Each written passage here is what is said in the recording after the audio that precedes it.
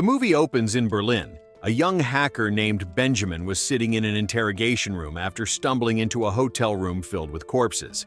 He claimed to have valuable information about the cyber mafia, but he insisted on speaking only to Hanna, the head of the cyber division at Europol. Hanna accepted the request and asked him to begin his story from the very beginning, urging him to go back as far as his childhood. As a kid, Benjamin already wants to do great things, but he is invisible to everyone around him. His father ran away when he was born, which is the same that happened to his grandmother. The only memory she has of her own father is the bullets that killed him during the war. Benjamin's mother ends things when he is 8, so his grandmother has to raise him. Magic has always been a hobby of Benjamin, and when he grows into a teenager, he changes that passion into computers and hacking, which in his eyes is a form of magic too. He's incredibly good at what he does, and on the internet he feels like he belongs, unlike in real life where he's an ignored loser. His hero eventually becomes a famous hacker known as MRX, and from him, Benjamin learns to manipulate pharmacy systems into sending him Ritalin. He also learns the 3 rules every hacker should follow. No system is safe, aim for the impossible, and have fun on both the internet and in real life.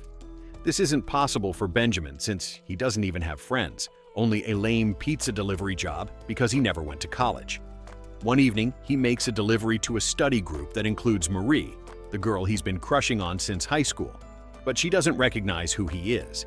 She comes to his defense when a mistake on the pizzas is found, and Benjamin tries to thank her with a superhero quote. But she considers him a weirdo, and Benjamin leaves with his tail between his legs. Before he makes it outside, though, he overhears Marie mentioning she wishes she could have the exam answers. So he decides to break into the university and hack the central server. That way, he could impress her and get her to marry him. His hacking technique is flawless, and the answers are acquired, but unfortunately, he's caught by a security guard. Since he has no criminal record, his only punishment is community service. And while cleaning the streets, Benjamin gets to meet Max, a very charismatic man that is impressed by his hacking story and invites him to a party later. In the evening, Benjamin attends the party and discovers Marie is there too, but doesn't dare talk to her. Max takes Benjamin to a private office and introduces him to software master Stefan and hardware freak Paul, who ask Benjamin to prove his hacking skills. In a matter of seconds, Benjamin uses the office laptop to cut power in the whole neighborhood, earning the acceptance of the 3 men.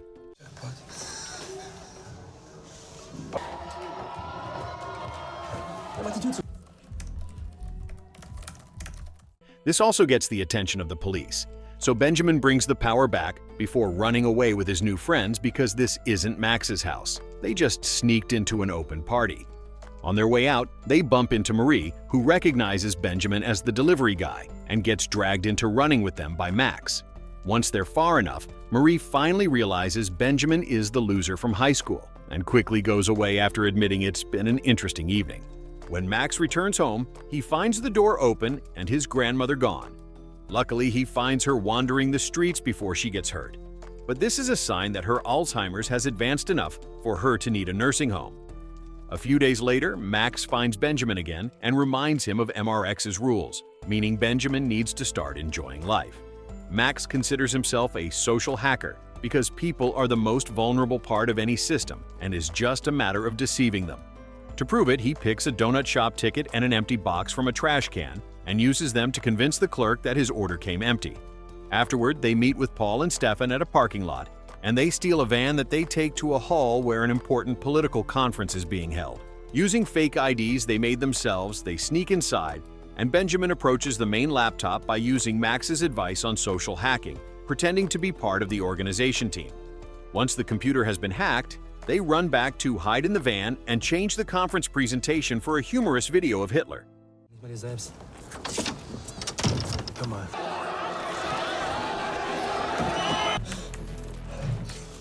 Many of the conference attendants notice the van outside and come after it, but the group gets to drive away without getting hurt, although the poor van does end up destroyed. Back in the present, Hanna is starting to wonder why he should believe everything Benjamin says, so he impresses her by mentioning lots of details about her private life that he's acquired through hacking before continuing with his story. After that successful prank, the group chooses Benjamin's house as their base of operations since he's living alone now. Their prank is going viral on the internet, and while Paul doesn't like the attention, Max loves it and wants to become as famous as MRX. Since Max likes to use a clown mask to post the videos online, Benjamin offers the name Clay for the group, which stands for Clowns Laughing at You. From then on, Clay begins working on all kinds of hacking pranks, which go from changing the graphics on the financial news or the lights on the building of a big pharma company, always displaying rebellious messages. They don't take anything seriously and stay awake until late thanks to Ritalin. And all this hard work soon makes Clay famous both on the internet and the news in real life. One afternoon, while they're at the grocery store, the group bumps into Marie again, but Benjamin only manages to say hi to her. This frustrates Max, who quickly takes over the conversation and shows Benjamin how to talk to girls. Max's mood is unpredictable. He can go from charming to furious in seconds, especially when he gets frustrated every time MRX doesn't acknowledge their success. It's around this time that the German government collaborates with Hani, who comes over to work with Agent Martin and his team. There's been a few important attacks on government systems lately that she thinks were made by FR-13 NDS, a dangerous Russian cyber mafia group that she's been chasing for 3 years. Meanwhile, the boys hack their way into a radio contest and win a Porsche that they ride through the city as a symbol of their power. They also use it to pick up some girls that they take to Benjamin's home for a night of alcohol and dancing. However, Benjamin can't stop thinking of Marie and decides to look for her in the Porsche. He finds her at a party and impresses her with the car, so after chatting a bit about her exams, Benjamin decides to be more like Max and kisses her. This isn't what Marie wanted and makes her leave. But when Benjamin tries to follow her, one of Marie's friends hits him and warns him to stay away from her. The next morning, the group is surprised to find a message from MRX making fun of them, because in the documents Hannah presented to her colleagues, Clay was mentioned as harmless and nothing to worry about. This enrages Max, who is obsessed with trying to impress MRX and be accepted in the big leagues, so Benjamin comes up with an idea. They should hack the main building of BND, the German Central Intelligence. This is their hardest target yet, but they start simply by following the truck that picked up the BND's trash, and once everything is in the dumpster, they dive in for anything useful. They end up finding a birthday card with a name on it, and with that name, they find the email address of a BND worker. Through a process known as phishing, they send a fraudulent link pretending it's cute pictures, and when the employee clicks on it, she grants them instant access to her computer. They can't access the main server from there, but they do get access to her files, and since she's the one that makes the building access cards, Clay orders 4 cards for themselves and manage to easily enter the BND building through the front door. Paul takes care of the main power and security alarms, Stefan deletes the security camera recordings, and Benjamin is in charge of doing the actual hacking, although he stays a little longer to do something extra. As soon as they're gone, the prank kicks in, and every printer in the building prints dozens of pages with a cheeky message from Clay. That night, the group goes to a club to celebrate their successful prank and comes across Marie again. Benjamin is finally feeling confident enough to make a better pass at her, but he gets a sour surprise when he finds her kissing Max. Furious and heartbroken, Benjamin returns home only for Max to show up at his window minutes later wanting to talk. Too angry and betrayed to talk, Benjamin tells Max to go away and insults him, so Max snaps back by reminding him he's nothing without them before leaving. The idea of being nothing bothers Benjamin because he doesn't want to be a loser again. Thus, he reveals he stole classified data from the BND servers and gifts it to MRX to prove his skills. The next day, after Hannah visits the BND building for clues about the latest prank, she receives awful news. The agent that had been infiltrating FR-13 NDS has been killed. Between this death, the prank, and the stolen information, Hannah's position is hanging by a thread. Meanwhile, Max, Paul, and Stefan show up at Benjamin's place, and a fight begins when Benjamin calls Max a manipulator. Paul makes them stop when the latest news appears on TV, revealing that the double agent was killed because the information that was stolen from the BND servers revealed his name to FR-13 NDS, which MRX works for, and now Clay is labeled as a terrorist group. The group freaks out, and Stefan wants to leave while Max wants Benjamin to hand himself over to the police since it's all his fault. But Paul is against sacrificing anyone. Benjamin points out that they should deliver MRX and FR-13 NDS to the police instead. That way they can become invisible again. Their discussion is suddenly interrupted by the doorbell. It's Marie, who is worried about Benjamin after he disappeared last night. She thinks he's acting weird right now too, and he takes that as an insult and proof she'll always see him as a freak, so he sends her away after accusing her of having come over only for Max and wishing he had never met her. Clay agrees they should find MRX, but since they've become so paranoid, they decide to use a public network at the local library, which allows Hana's team to track their location. Faster than expected, Benjamin is granted access to MRX's private channel, where MRX welcomes him officially into the darknet and gives him a file with the next job. Benjamin downloads the file just in time before Hana arrives with a bunch of officers, managing to avoid them by hiding under the table. Failing to capture Clay again after having them so close gets Hana suspended. The job MRX wants Clay to do is to send malware dressed as real information, also known as Trojan, to the Europol system. And they accept to do it because they have a plan. They're going to hide a second Trojan inside the first one to make it reveal MRX's identity when he accesses the system after the mission is completed. While destroying their hard drives to get rid of all evidence, Max apologizes to Benjamin for everything and admits he doesn't even know anything about computers. Afterward, Clay travels to The Hague to study Europol's headquarters, but none of their usual tricks work. The trash is dumped in a secured building, nobody falls for their phishing attempts, and all entrances are locked, including the sewers, where Max gets his hand hurt by a nail. The group is ready to give up, but when they're about to leave, Benjamin notices a person leaving the building and dropping their access card, which he steals. It's pretty risky to pull social hacking on a guard working for the government, so Benjamin waits for his friends to fall asleep in the hotel to try it, accepting this is his responsibility. By pretending to be the owner of the access card, Benjamin convinces the guard to give him 2 minutes inside to find a wallet he lost and manages to plant a box designed by Paul that grants him access to the BND network. The next morning, Benjamin meets with MRX in his private channel to pass him the hidden Trojan.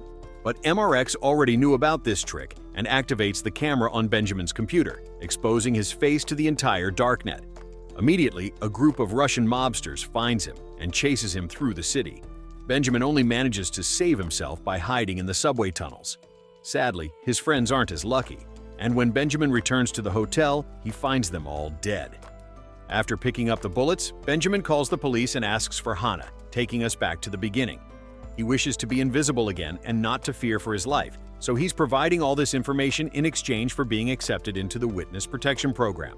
While Hana calls her higher-ups to get the deal, Benjamin reminisces about her last evening spent with Marie, during which she thanked him for hacking the exam answers, and they kissed. Benjamin also asked her to run away with him. Martin comes over and tells Hana not to trust Benjamin because his story has lots of holes.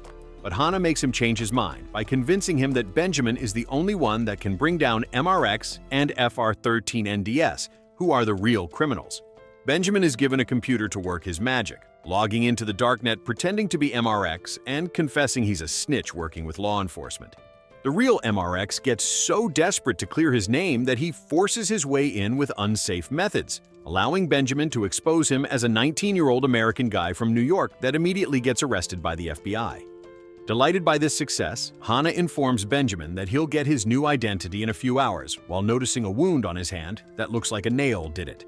Remembering Martin's observation about all the holes in Benjamin's story, Hana decides to investigate more, starting at Benjamin's house where she finds the empty box of Ritalin. Then she meets with Marie, who denies having seen Benjamin since he delivered the pizzas and calls him crazy. Lastly, Hana visits the doctor in charge of Benjamin's grandmother, who explains Benjamin grew up in unclear circumstances and his mother ended things for herself because she suffered from multiple personality disorder, which is inheritable, and medicine like Ritalin can make the symptoms stronger. After lab tests confirm that the bullets Benjamin brought from the hotel are the war memories of his grandmother and no bodies have been found, Hana goes to see him again and explains she knows the truth. Max, Paul, and Stefan never existed. They're Benjamin's other personalities. All the hacking had been solo work, and the nail injury from the sewers has always been on his own hand. This unsettles Benjamin, who refuses to accept he's like his mom, and begins wondering who he really is. But Hana interrupts him with bad news. People with mental disorders cannot be given witness protection. Overwhelmed by the fear of possibly getting killed by FR13NDS and the news of being mentally ill, Benjamin has a breakdown that makes Hana pity him and give him one last chance. On their way to court, Hana gives Benjamin access to a government computer and explains the Witness Protection Program is a literal program he can hack. so he can set up his new identity after promising he'll never hack anything ever again.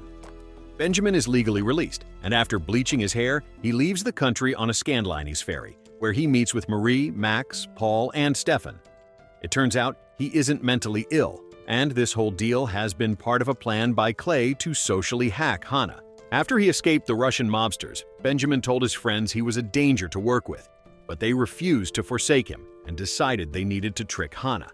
With the help of Marie's knowledge of the law, they learned people with mental disorders cannot be given witness protection and set up the whole story to have holes on purpose.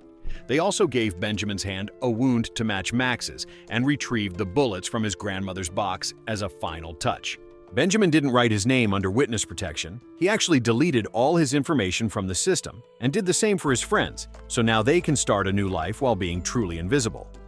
Meanwhile, during Martin's press conference announcing their success, Hannah realizes she's been tricked but still smiles to herself. She thinks Benjamin is right. The biggest fish have been caught, and now she can have her position again. So, what did you think of the movie? Leave it in the comments below, and if you enjoyed the video, please like and subscribe for more movie recaps. See you in the next video.